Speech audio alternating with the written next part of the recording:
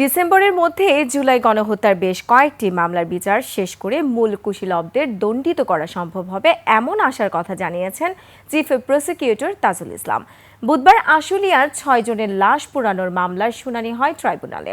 পলাতক সাভারের সাবেক এমপি সাইফুল ইসলাম সহ ৮ আসামিকে ২৮ জুলাইয়ের মধ্যে হাজির হতে পত্রিকায় বিজ্ঞপ্তি প্রকাশের নির্দেশ দিয়েছেন আদালত। বিস্তারিত শাকের আরজুর রিপোর্টে।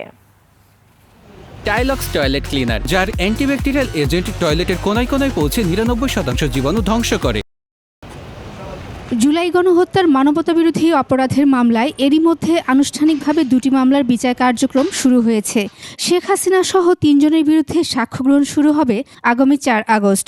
১১ই আগস্ট সাক্ষ্য গ্রহণের দিন ধার্য রয়েছে সাবেক ডিএমপি কমিশনার হাবিবুর রহমান হাবিব সহ ৮ আসামির মামলার।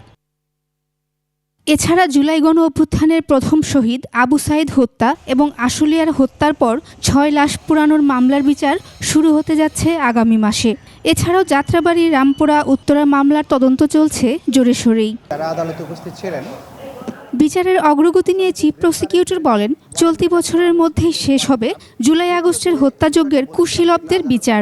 আগামী ডিসেম্বরের মধ্যে বেশ কয়েকটি মামলার বিচার কার্য সমাপ্ত হবে এবং এর মাধ্যমে হয়তোবা প্রধান যারা পারপিট্রেটর ছিলেন তাদের বিচার কার্য হয়তো সমাপ্ত করা সম্ভব হবে এবং যেগুলো সমাপ্ত হবে না সেগুলো বিচার প্রক্রিয়া আনুষ্ঠানিকভাবে এই মাসে আরও অনেকগুলো তদন্ত রিপোর্ট দাখিল হবে এবং তদন্ত রিপোর্ট দাখিলের মাধ্যমে সেগুলোরও বিচার প্রক্রিয়া শুরু হবে।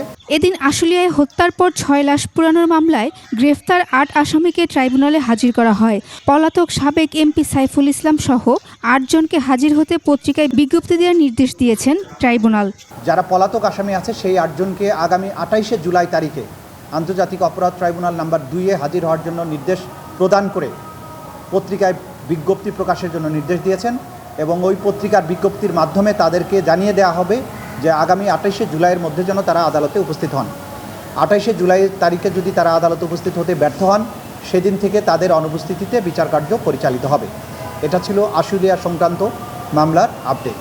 এছাড়া লক্ষ্মীপুরে ৫ জনকে হত্যার ঘটনায় মানবতাবিরোধী অপরাধের দায়ে নিষিদ্ধ ঘোষিত ছাত্রলীগের নেতাসহ ৩ জনকে হাজির করার নির্দেশ দিয়েছেন ট্রাইব্যুনাল। মামলার পরবর্তী তারিখ ধার্য করা হয়েছে ২৮ জুলাই। শাকের আরজু, ২১ টেলিভিশন, ঢাকা।